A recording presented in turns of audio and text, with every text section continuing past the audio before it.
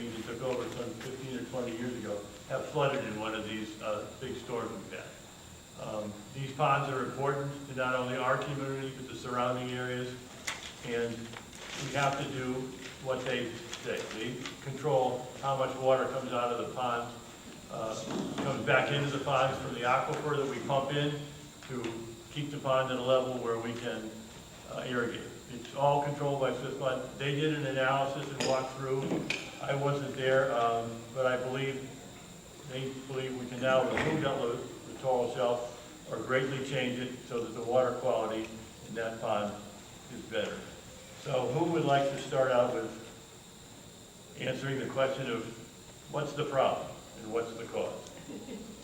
Well, let's start with what the cause is, especially on Pond 8. Right. Pond 7 is different. The littoral shelves were designated by Swift Mud in the county when this site was originally planned out. The purpose of the one in Pond 8 served two functions. One, the cattails were there to eat or digest, whichever way you want to describe it, the nutrients, the unwanted nutrients that went in the water as a result of runoff from the roads. For those of you who live on Pond 8 and aware of it, there's a weir at the far end of the pond behind the cattails. And that is where, when the water rises to a certain level, the water runs out from there and runs out through to that pond that's across on the other side of the Gulf and Sea and out towards into the bay. So the littoral shelf then acts as a filter to stop stuff that they don't want going into the bay, at least they thought they didn't want going into the bay. It acts as literally as a filter and catches stuff that they don't want to go out. So the problem with that is that because the runoff from the roads and the tilapia fish that are in that lake and who dig into the sides of the lake, creating silt and whatever, the filter has picked up all the silt that flows with the water naturally because it flows out through the weir and has gradually built up so that now we've got a littoral shelf which is higher than the water level, which has dried out the littoral shelf and partially caused the death of many of the cattails. Although if you look at it from a distance, you don't see it. It's only when you go close up to it that you see that most of the cattails are in fact now dead. So that's a simple description of what the pond was, what the littoral shelf was there for, and what's happened and what's caused the problems that we have now. On Pond 7, our conversations with the various authorities have indicated to us that nobody really knows why that littoral shelf was put there. One suggestion has been that it shouldn't have been put at that end of Pond 7 or Canal 7, it should have been put at the other end of Canal 7 to act as a filter in the same way as the one on Pond 8 is. But they put it in down there, presumably to act as some sort of a filter when the stuff comes in off 41 and from the tomato farms across the other side of the road, but it's serving no real useful purpose. And the cattails there, over the years, I think we had them killed off because they were in such a bad way, and now it's just a mess. And it needs to be cleared up. It's that simple. Can't give you any other reason why it's happened. That's it. Okay. I think we talked a little bit about the community impact again. While this is two separate ponds, it affects the entire community. The other thing we wanted to talk about is the analysis that we've made of other viable options, of which there are very few.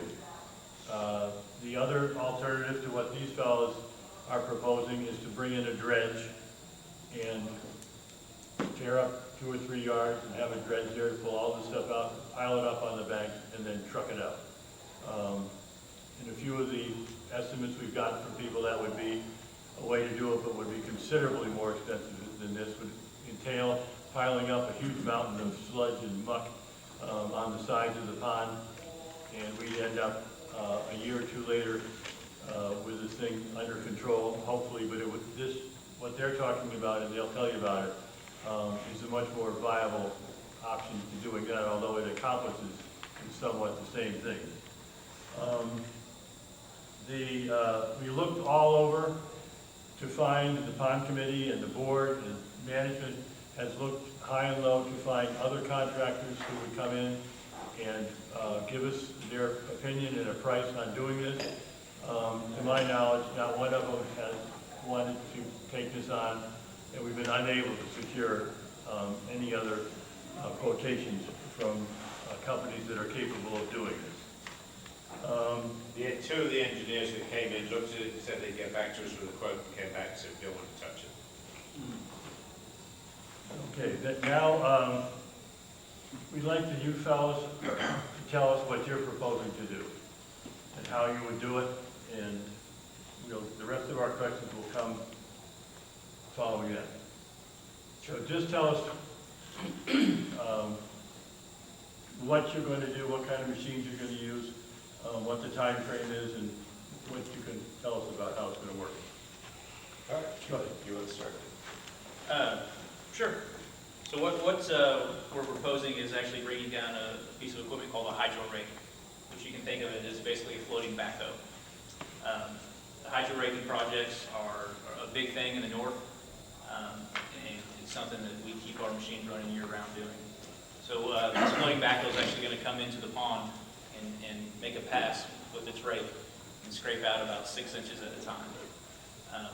Typically, we would take that sediment and silt and remove it from site, but because of some hurdles and some desires from the community to preserve some of the wildlife habitat, we decided to build some islands with that muck and that sediment and that earth. From there, we will actually down the road we can plant on top of that to beautify it and preserve some habitat. And I'll kind of just tag on there too. So I have some experience here, quite a bit, a couple years. I'm with Aquatic Systems. We've merged with Solitude. My name's Josh McGarry. I'm the district manager, overall operation for our Apollo Beach and Sarasota offices. I do see some familiar faces here in the crowd for working with them over the years.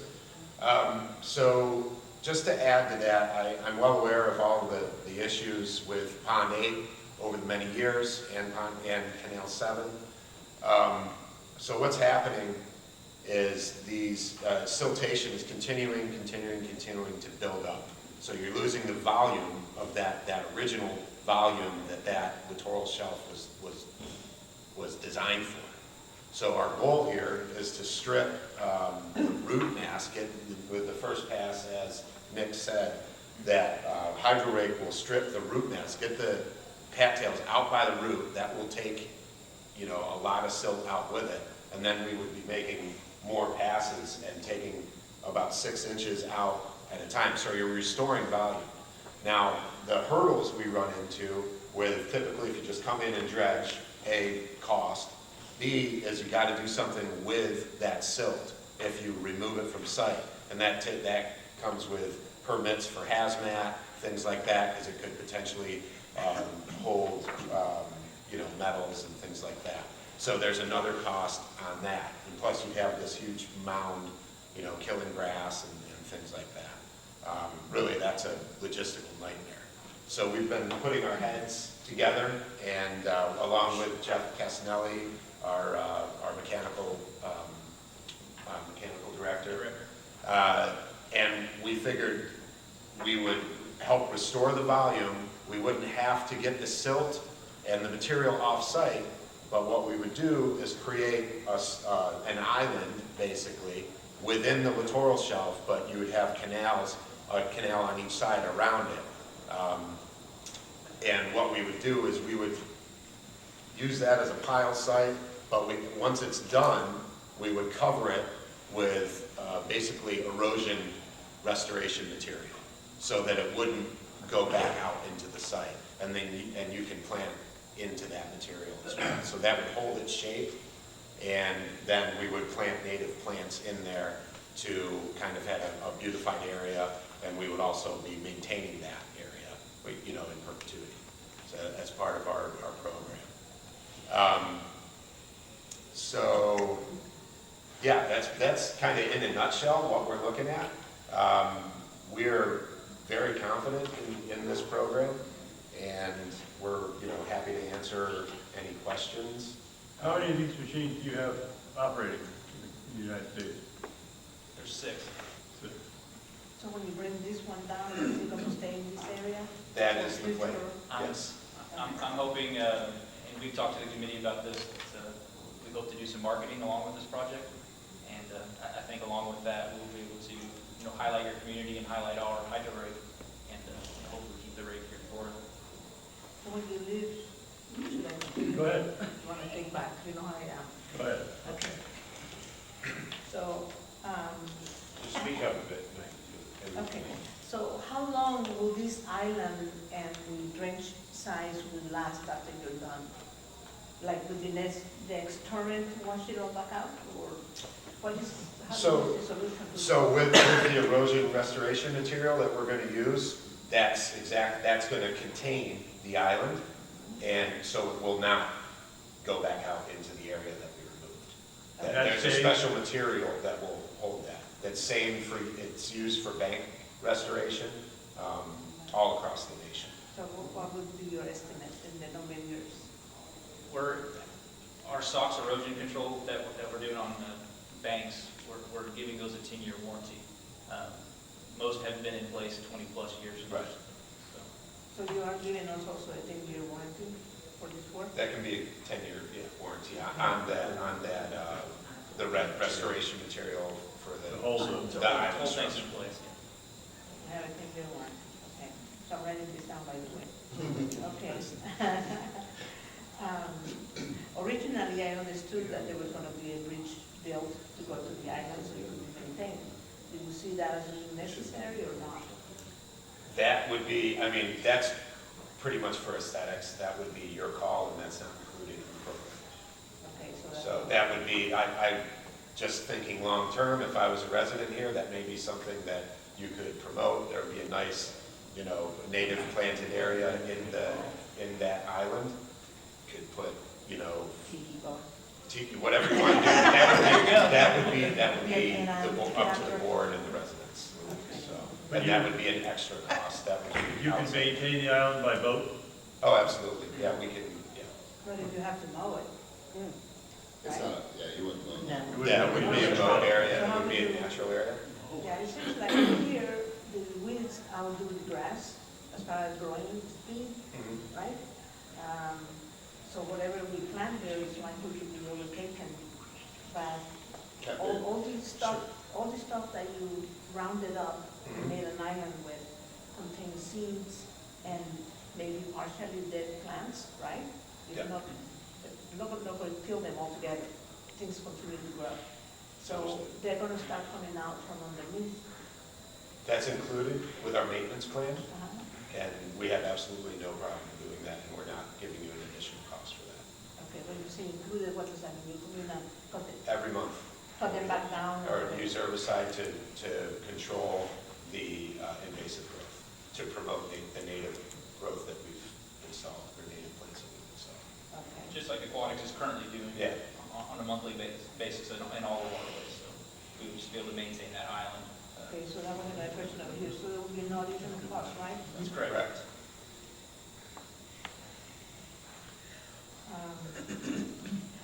You've done other communities in this area, or they're all not? As far as this These particular type of project, solutions? similar, The hydro rake has not made it to Florida yet. We did a project in Atlanta last month. That's about as far south. Was it similar to this? It was. Typically, hydro rake projects all pretty similar. It's, the same issues are happening. It's, When you build islands, is this going to be the first island, or have you been doing islands by we typically do not do the islands. This will be something new. something new? Okay. So it will be new, I guess, to keep them in good shape to Yeah. sell to other potential customers, right? That's right. That's right. Okay. Sorry, but we're not hearing you. You don't hear me? No. Oh, I'm sorry. Okay, I tried to speak louder. I tried to keep it quiet in case I say something bad. Okay, then nobody can quote me, okay? Okay, okay, so we cannot check other communities because Atlanta is the closest, and they don't have an island. But in other areas, have you have an island, or you have no islands anywhere? I'm going to call Jeff Castellani, who's our Director of Mechanical Services, and get him on speakerphone. He may be able to speak to some more similar projects that he's more familiar with. Okay. That's while we're waiting. I'm not aware of any island projects. No, Is that no, your- If he's I've trying, whatever you maintained- put around, will maintain. As far as maintaining the islands, there's multiple islands throughout Florida that our staff has maintained. Good morning, Jeff. We are here at South Shore, and we have a room full of people eager to ask questions, so good morning. Good morning. I don't know if you're gonna be able to hear me. That's okay. If we need to,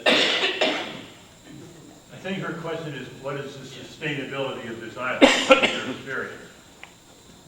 Jeff, have you come across many projects similar to this as far as the scope of work with the island? No, I mean, we drilled buildings off of land before with doing it this way, but never really more of an island. It's really been an extension off of land that we take the material, place it and build off the land. Like a peninsula.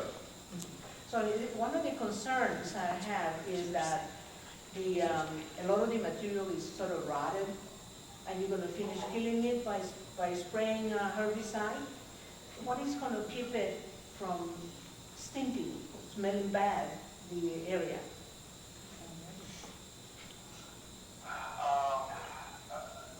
A lot of it, I think we're talking about 40 degrees when it breaks down, there shouldn't be a smell to it. We're not dealing with a lot of submerged vegetation, which is usually the type of vegetation that will smell a lot. I don't really think you get a smell off of blind cattails or any kind of woody type of brush. And I'll add on to that too, is folks, we're already, there's smells going on there already. Hydrogen sulfide and then, yeah. So this So is my it's, concern, that stuff that smells is gonna be retained. You're just gonna cap it like an island. And That's then- not coming out. and have plants.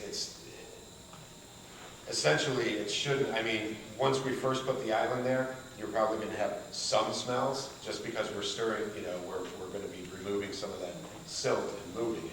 Right. And that'll cause some smells, but it's not gonna be anything different than you're already smelling. And over time, that smell should subside, because the amount of area that we're actually moving will be more, it'll be clear water coming through there, will be less silt. It's the silt that smells. So we're gonna contain that to one area, and we're opening up a majority of that littoral shelf. So it really should reduce the smell. And something you guys had said at the beginning of this conversation, or not this conversation, but when we talked about it, is even if they are hauling material off, they set it off to the side till it's able to be managed Yeah. anyway. So by the time it's manageable to haul off, that smell's gone anyway. So either method provides the same length of time you Except want. when you haul it off, eventually, No, in this you- case, it's not gonna haul off. But that smell will be gone. Yeah. When they go to haul it off, that smell will no longer exist because the rotting process of that material, well, that's what they wait for, is that process to take place, and then they haul it off. So either way, you're getting the same, instead of hauling the material off after the rotting process ends, now you have an island that's there that's going to be easier for them to And it'll manage. be covered with a cloth, the Right. environmental cloth? Yes. So this is another thing, when it rains, okay, which, I mean, in Florida it rains, right? Is this material that is covering it waterproof, or is it gonna filter through it? It filters through it. Filters through it, so essentially it's gonna be washing off the soot, the ground, the dirt and so on, and only leaving the skeleton of, whatever you call those things that look like bamboo. Yeah, you will not, this will be covering all of that. Okay, so it's no washing off. It's gonna be covering a plus where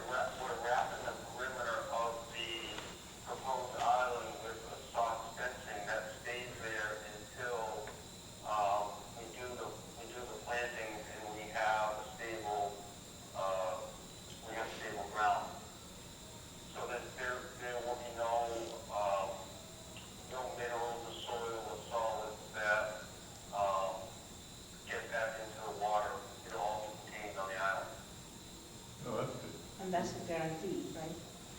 I want to make sure, and we should be recording these, at least the And voice. we're not using traditional silk fence, we're using stock fence, so it's a durable material that doesn't break down.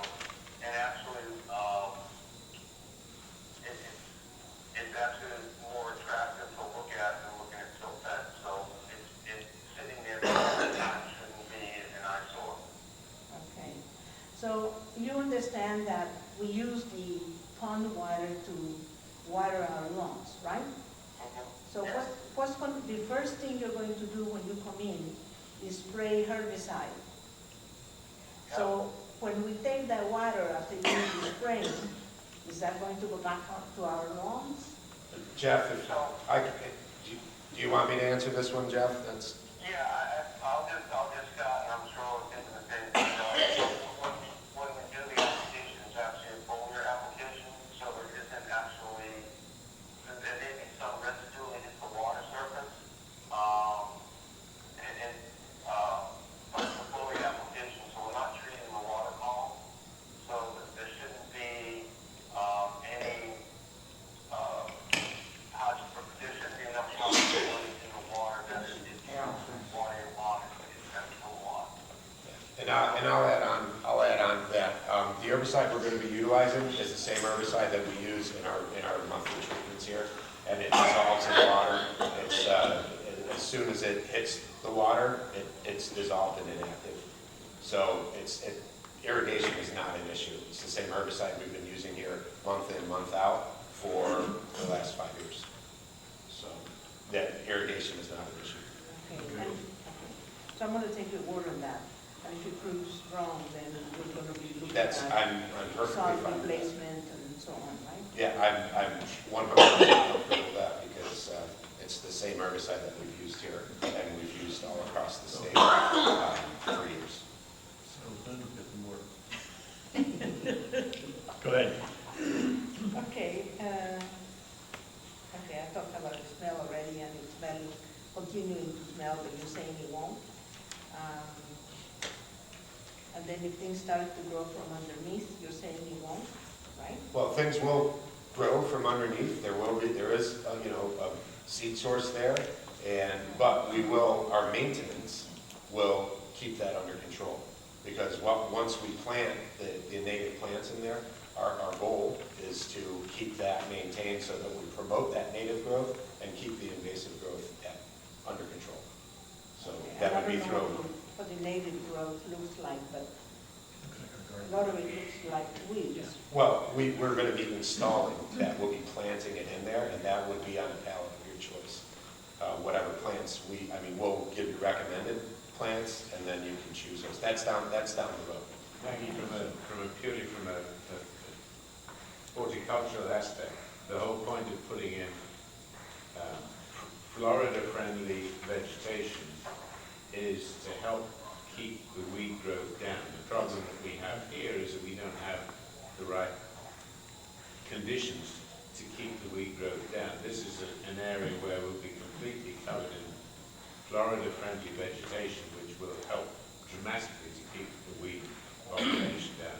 I've seen it being used in another community where they use an enormous amount of ground cover all over the place, and their weed problem is minimal compared to ours.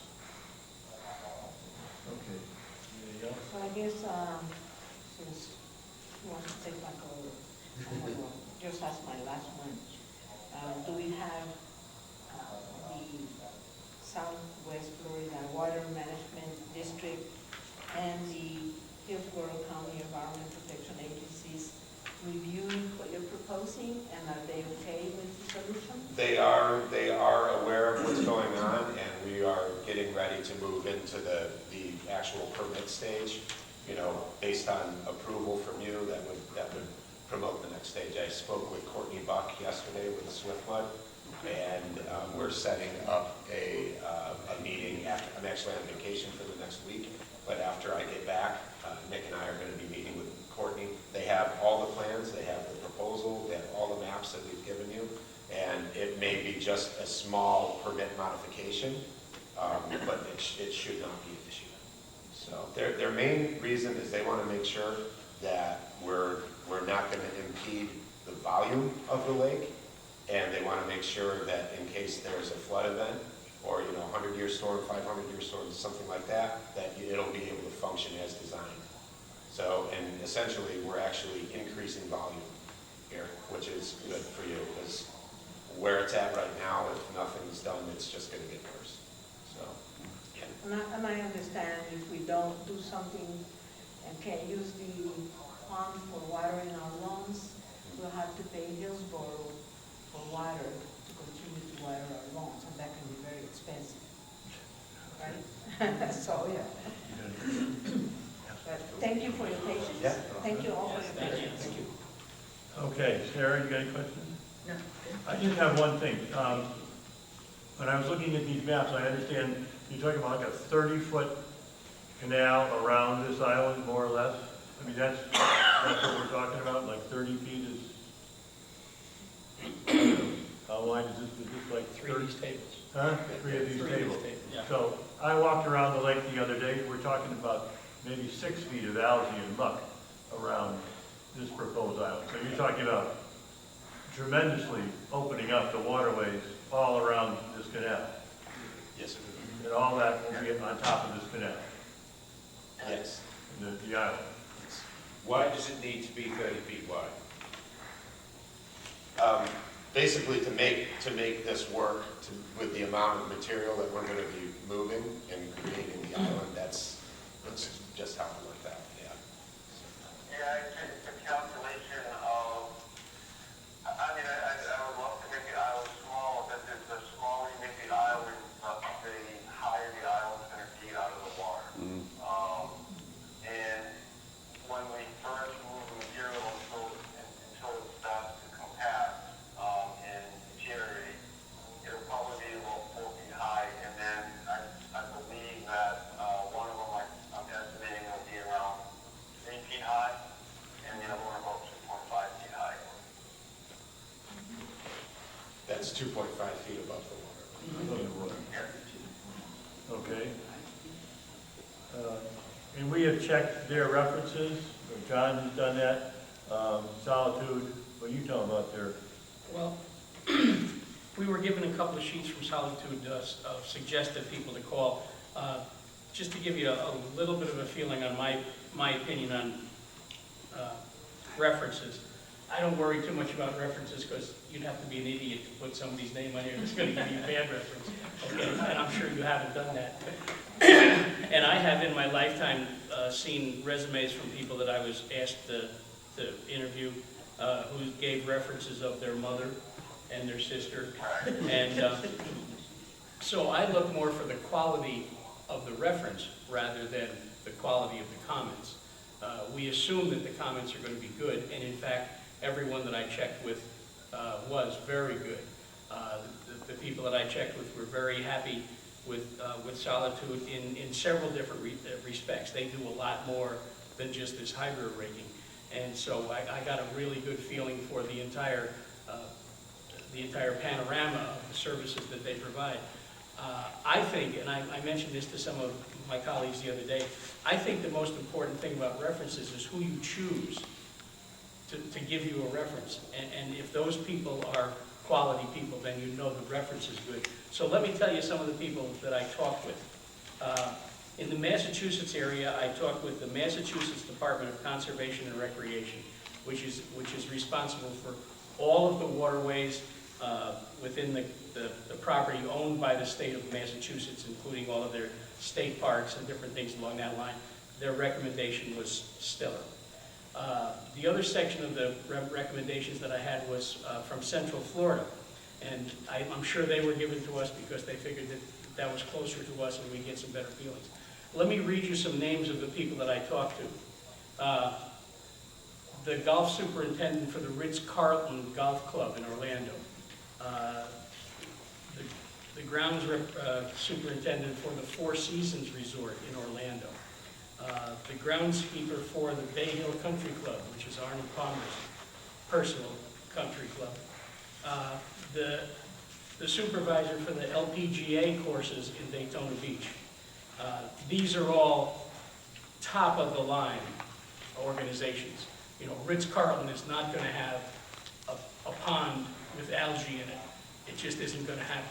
So as I say, not only did I get excellent reviews, or excellent comments, I was very, very pleased with the quality of the people that I was talking to. And I can assume from that if they're capable of doing the work to the standards of the LPGA and Ritz-Carlton, we'll have no problem with it at all. Question? Yes, with respect to those people that you spoke to, how many of them have had a very similar situation to what we have? We have not, as the gentleman mentioned, this machine has not been in Florida. No. You did say, somebody said that they've designed peninsulas but not islands. Is that correct? That's correct. Yes. So how many of these references did you speak with that have done what we need to have done? Obviously, you got to cut that extra hole to make it that extra waterway to make it an island versus a peninsula. But I'm more interested in, what kind of results have you had, and how long have you had? How old are the peninsulas that you've created? So that to me is more important as to whether or not these are all wonderful, organizations, because all of us have been in organizations where we made a mistake. So I want to hear what they have to say about the peninsula and their experience and stuff like that. Sure. Jeff, did you hear any of that? Yeah, I did, yep. Yeah, I guess we can reach out to a couple of the clients that we've actually filled out the shoreline for, fuel hydrorating and provide a contact. Sure. Thank you. And can you, yeah, we can come up with additional references. And could you mention who some of those projects were for? So, a lot of those projects are actually for individual property owners on water bodies where, we're moving material in water, material is built up, organic matter, rock, and placing it along the shoreline. And over years, because we do it annually, we fill out the shoreline. It's not a one-time process that this is proposed to be. I know the state of Florida does it on large lakes. They fill islands all the time. They try and store a large area of acres, and they take all the material and they build an island on it. So it's been done in Florida before. Okay. It should be done by Florida Fish and Wildlife.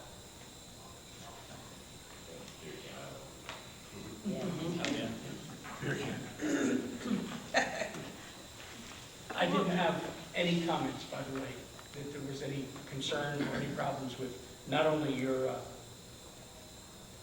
physical handling of whatever works you were doing for these people, but your willingness to stand behind your work, your billing systems. Just about every question I asked, it was a positive response. Great. And actually, incidentally, the question, that 40% we can do after the riverside application, that 40% we can do it after we're on the job, who's actually starting the removal work and building the island. I didn't hear that. It was in reference to the payment of the 40%.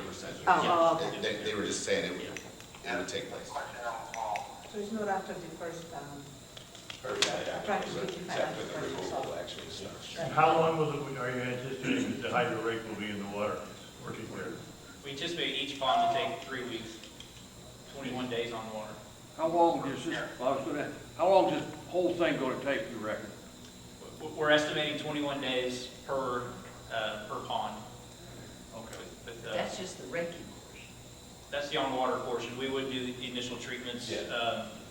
several it'd weeks. be, about a month ahead of time, 6 weeks to a month ahead of time.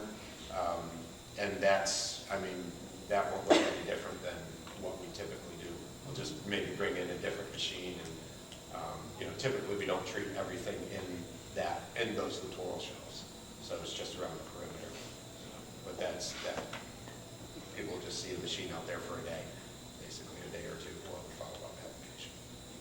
What kind of, maybe you might not know, what kind of wildlife you think's gonna be on the run after you start all this?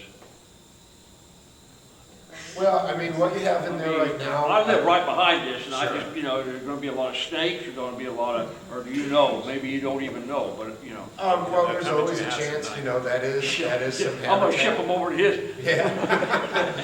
Yeah, there may be some displacement, if there's. I'm sure there will be, snakes. huh? Yeah, there's, red. Alligators, or, Yeah, potentially, alligators they'll just move from pond to pond. In Florida, you have to I'll assume, call Jason, that's fine.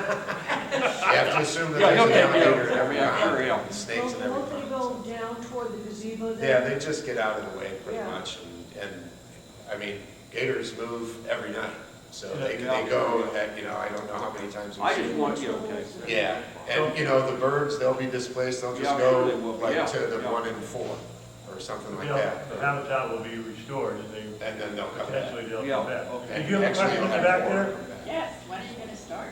Like today? You must live on Pond 8. Yeah. Well, let's finish up with whatever questions we have for these gentlemen, and then we'll get on to some of the more pertinent questions that have to do with funding and that kind of thing through the homeowners association. Another question for these fellows? Yes, Yeah, do you remove the reeds and get rid of them, or are you just gonna bury them in the lake? That's all the material will be part of that island, so, How but then deep you will it won't, be you and won't how- see them. How deep will that be back there when? You just said 2.5 feet. 2.5 feet above the water. Well, Okay, the island. I missed that one, okay. The island, yeah, the highest point is, we're estimating about 2.5 feet above the water. But it'll start out at about 4.5. I gotta go swimming, you could, Yeah, but you can go swimming. We'll go together, right? It'll start at about 4.5 feet and then drop down. Yes, ma'am, in the back? Yes, I had a question, and I came in late, so I may have missed this. You've used this rake before? Oh, yes, We yes. have 5 of them. Okay. Yeah. How big is this thing, just so we have an idea? This, Jeff, what's the actual, With the pedals on, the body itself is 8 feet wide, about 20 feet long, with the pedals on 12 feet wide. wow, big machine. I sent a picture of it around, I don't know Yeah. where it is right now. Yeah, where is it? And you'll put that in with a crane out by the gazebo Where's there? the picture? yes. Do you want a picture of I it? took, I took, oh. Okay. Yeah, but where's the one wrong? Any other questions you guys have about the mechanics of getting this done? Is it noisy? Is it noisy? Jeff, would you say that, Yes. Noisier than whatever's out there right now? yeah, Debbie? I've got it, I'll check the picture. I can,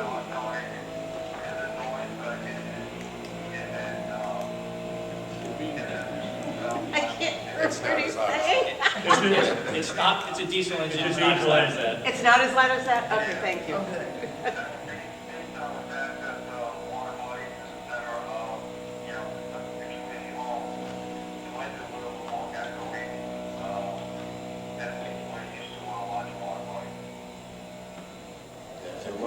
This being a retirement community, you will start work with noise at 6 a.m., right?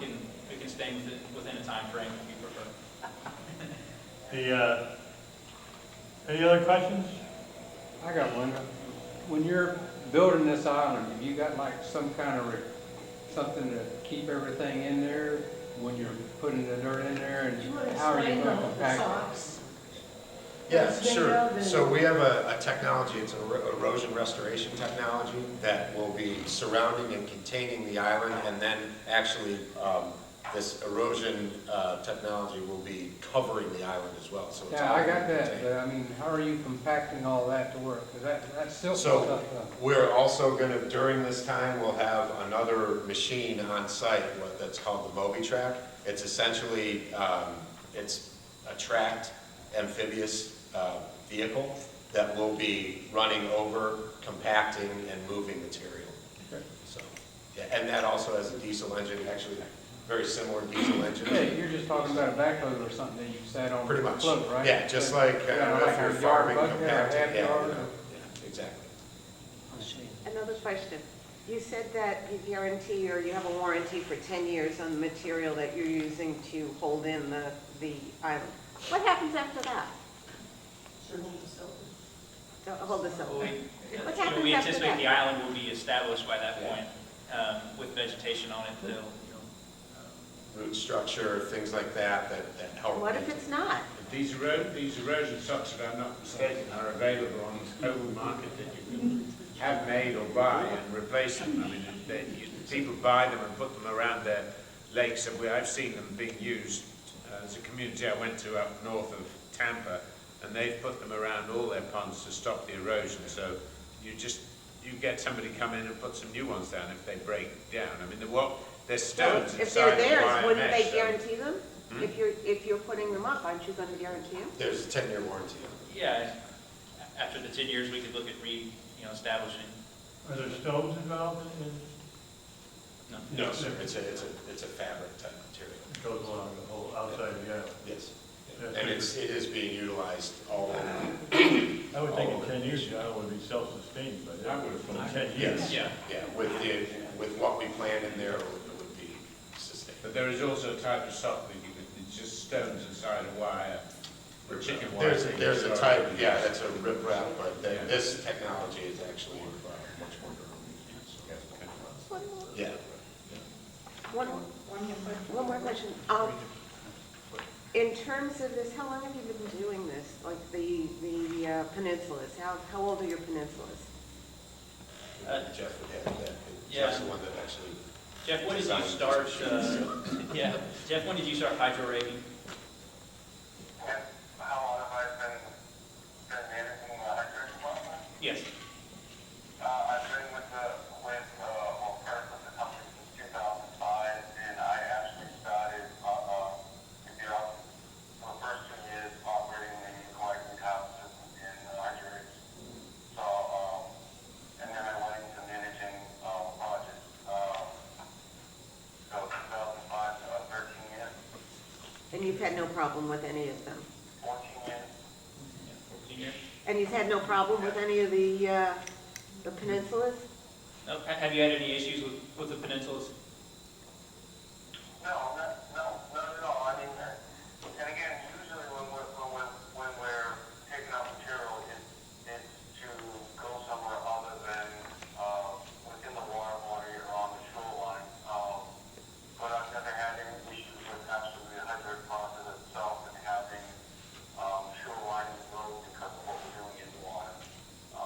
And I've never had an issue with anything being built up along the shoreline, extending the shoreline out, eroding either. So we're kind of like, we're like the first time you're doing the island. Yes. Well, I think the peninsulas have been done. Yeah, that's right, yeah. One of them would be an island, the other one would be really a peninsula, because it's going to be connected to the bank alongside Where 41. is it? Where is that going to happen? That's on pond 7. That's Right the up big on- pond. No, Canal. that's the Canal, canal. east end of the Real canal. pond, What do you want? Out towards 41. Oh, it's yeah. not our pond, okay. All right. Okay. Vote? Yes, sir. One more, over a period of time, the silt will be coming in from various areas, like the road and everything. I assume there's gonna be some maintenance over a period of years, eventually. Well, they're gonna do monthly maintenance, as I understand, on keeping Yeah. everything intact. Yeah, we can't, so the island will be, there's the warranty on that, but any future siltation is, that's hard to determine how much you're essentially gaining more volume. We can't stop siltation, in the other areas that are not contained, but you're still gonna be better off than not doing anything. And say you have 3 feet of muck there now, or 2 feet of muck, and then you keep adding, so now you're just reducing that amount of muck, so you're essentially restoring. And since the cattails will be removed, it should be. It should be, yeah. Sustainable, yeah. Right now, the cattail roots, and that's what's holding up in helping all this additional siltation. So just that root mass that's in there, so. Okay, I've got a question now. Once before, we did the above ground, where we took vegetation and mucky stuff and piled it up, and over time it settled down again. Now, I appreciate you're gonna be going over this, but sooner or later, say you start with 3 feet above water level, it's gonna sink as it splashes down. As the vegetation rots, which is gonna make great fertilizer for the plants that you're planting, but the whole thing is gonna settle deeper. So if it starts at 3 feet above the water line, let's say, do you have any idea how low it's gonna go before? So Jeff had mentioned that we're actually anticipating in the beginning, it's gonna be more like 4 feet. And the end result, we're anticipating like 2.5 feet above the, so that would be the end goal. The compression. Yes, yes, yes, ma'am, sorry. Okay, anybody else? Okay, thank you very much. You guys got, anybody else got any other questions? No. Thank you. Thank you. We very much appreciate it. We will be in touch with you, I guess, to work out some changes in the contract. Our contract committee will look it over and you're gonna do that, change the amount of money thing. And then we'll talk about how we can do 1 pond, 2 ponds, what our timetable's gonna be. Sure. And we have a board meeting on the 17th where we're gonna bring this up for a vote. Is that acceptable? So we can hold Yes, sir, off on. absolutely, yeah. Okay. All right, thank you. Thanks. Thank you so Appreciate your much. time. Appreciate it. Thank you. Thank you. Thanks a lot, fella. Thanks, Jeff. How soon can they start? After you sign, how soon I'm can they start? How quickly can you start once we give you an order concept? We can start the treatments in August, so if your meeting is in July, then we could start the treatments in August. And Jeff's off the phone now, but we're anticipating the removal to start so towards the end of September. Late summer, The early rate. fall. Yeah, exactly. So, because right now, actually, the hydro rakes are being used all over, in the north, obviously, it's busy season, everything's growing up there. So we have, late fall is probably the best time for fall. Thank you. All right? All right. Got Thank any you, questions folks. for us? Get a hold of Jason. All right, there's, Appreciate your time. Appreciate your time. Thank you. Thanks. See you, Jason. All right, take care. Thank you. there's a couple other things that I wanted to touch on that we've discussed among ourselves. We decided whether to go forward with this. The funding options, this is a large project. I think it's 90-some-odd thousand for the pond 8 and just a little less for pond 7. Plus the cost of plantings. After that. Sarah and I spent a couple hours yesterday going over the balance sheet and the different funds that we've established, and we do have the money to do this. We've set up these contingency funds. We've had a lake remediation fund we've set up. We have very healthy reserves. Last time we did a big project like this, which was the pool heatings, the geothermal, we borrowed $175,000, I think, from the bank. On a 5-year loan, we paid that off in 4 years. It's paid off. We have the funds to do this. We could borrow the money again and spread it out. All our funds, or a great deal of them, are invested in CDs. So we're getting interest on these funds, but this would have no impact, this project alone, on the dues. We can fund this with available funds and funds that will be on hand before we need to make these payments. And what's the exact price? Just under 200,000? Yeah. Around 200,000 total, probably. And it does, apparently it makes sense from a cost standpoint, and we're going to clarify that with them, to do both of these projects while they have the machine here. I guess it's a big deal to truck this big machine down here, and you got to get a crane to take it off, and so there would be, and then it would get it over with. So I think we're looking at trying to accommodate both of these. One would be a peninsula, one would be an island. The scheduling options, as we just talked about, it looks like we should probably, if we're going to take this on, do one after the other. We have told them that we would like the second part of the project, Pond 7, or whichever one we decide to start on, that that contract, even though we sign it now, implementation of that contract would be contingent on our satisfaction with the initial contract. So while we might be signing up for two, one is dependent on successful completion of the other. So that's about all I can tell you as far as finances and scheduling. Anybody else? Dory? How much? We just said 200,000. 200 for both? Yeah. Both. Anybody else? I'm questioning the 200,000, where this proposal said 99,000. Yeah, that's for one. That's for Pond 8. I thought it included, because the scope of work includes 7. Only the little piece of Pond 7 that just needs dredging behind my house, that area which has no depth at all. And that, they basically threw that in as a freebie while the machine is here. But there are two quotes. You may not have the second one, Okay. because that came in after we got the first one, which is basically slightly less money for the littoral shelf, the 41 end of Canal 7. And that's not including the planting now. Right. No. Plant and what we're gonna do No, it later. doesn't include the planting. So That's initially, about another 20,000 is what they. Well, they said anticipate? 10 to 15 for each one. To plant this thing. Yeah, I mean, we may need to, and this is something that we do need to find out, we may need to put some extra plantings around Pond 8, around the perimeter of Pond 8 to compensate for the lack of cattails and whatever that we have right now. Because one of the requirements, as I mentioned right at the beginning, is that we have plants there to eat up the nutrients that get washed in off the roadways and so forth. So we will probably need to put some additional vegetation around the perimeter of Pond 8 in order to replace what the cattails do. Okay, anybody else? No. Just that. It's any plants that eat this type of. This is a piece of information, and I might as well divulge it to all. Last week, week and a half ago, I had a meeting with Swift Mud on the Gulf and Sea Boulevard portion of Canal 7. This is the overgrowth that is not on our property. I just got another reply today from the guy who did it, and I forwarded it on to Ron and the Pond Committee and Jason. So he basically said, if you can get Hillsborough County to do it, to clean out the mess on the other side, if anybody's ever seen it.